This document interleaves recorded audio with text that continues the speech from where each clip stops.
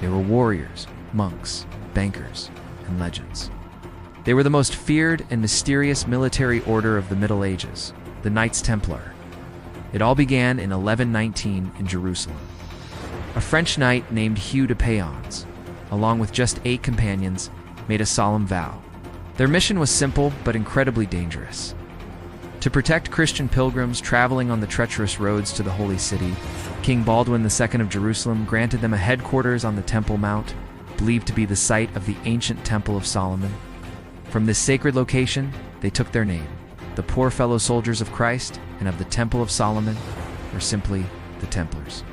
For nearly a decade, these 9 knights were the entirety of the order, struggling in obscurity.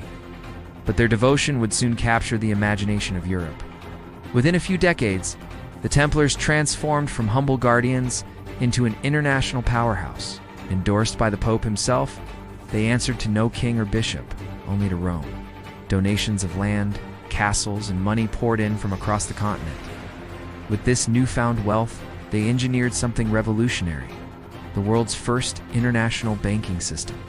A pilgrim could deposit money at a Templar preceptory in London or Paris, receive a coded letter of credit, and then safely withdraw the equivalent amount in Jerusalem. This system eliminated the risk of being robbed on long journeys, making the Templars the most trusted financial institution of their time. They became fabulously wealthy, financing crusades, lending vast sums to monarchs, and amassing a fortune that rivaled entire kingdoms on the battlefield. A Templar knight was an eye-inspiring and terrifying sight, clad in their iconic white mantles, emblazoned with a red cross symbolizing their willingness to die for their faith. They were the elite special forces of the Crusader armies. Bound by a strict code of conduct, they were forbidden from retreating unless hopelessly outnumbered. Often leading the vanguard in major battles, their disciplined cavalry charges could shatter enemy lines. They fought as a single unit, with unwavering courage, believing that to die in battle was to secure a place in heaven. Their reputation for invincibility spread far and wide, making them the most respected and feared warriors of the era. But with great power and immense wealth came an aura of profound mystery.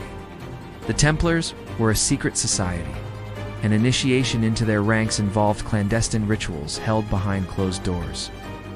Rumors swirled about what truly happened in their secret chapter meetings. Did they guard ancient and forbidden knowledge?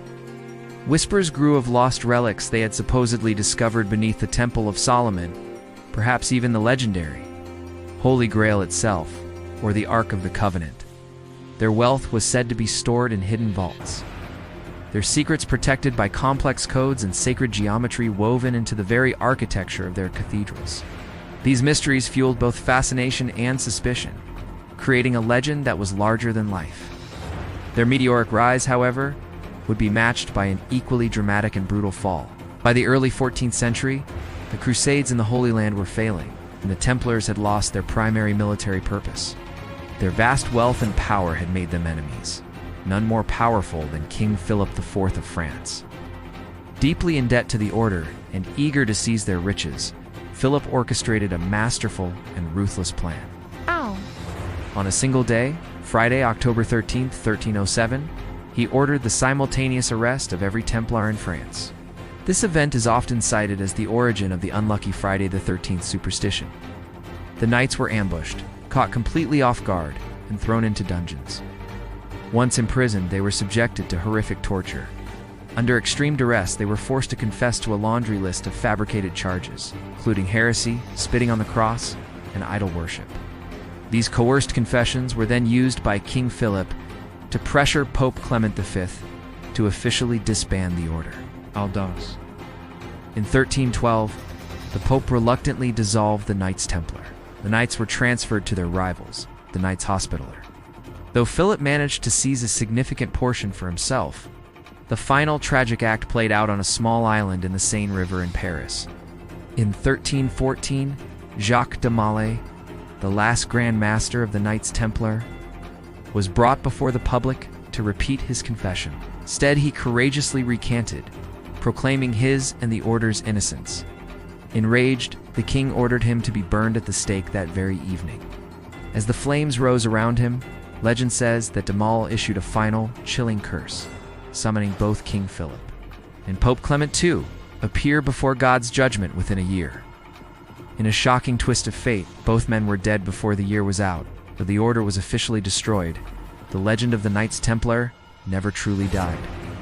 Their story continues to echo through the centuries, inspiring countless theories about hidden treasures, secret societies, and a bloodline that survives to this day. Their symbols, their mysteries, and their dramatic fall have fueled books, films, and the enduring quest for the truth. They remain a powerful symbol of faith, power, and a mystery that was lost to the flames, but never forgotten.